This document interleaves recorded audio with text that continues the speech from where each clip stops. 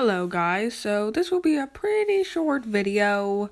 It's mostly about Subway Surfer glitches and I will be narrating. So yeah, don't ask why I chose a squirrel for this part. Jeez. This weird glitch thing should be pretty obvious. For some strange reason, my board was invisible. I'm not sure if I was using a special board or not.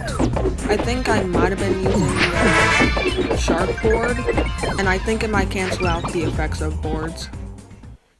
This thing just happened to me randomly, and what can I say except this is the most cursed thing I've ever seen on Subway Surfers ever. And now the end. Yay.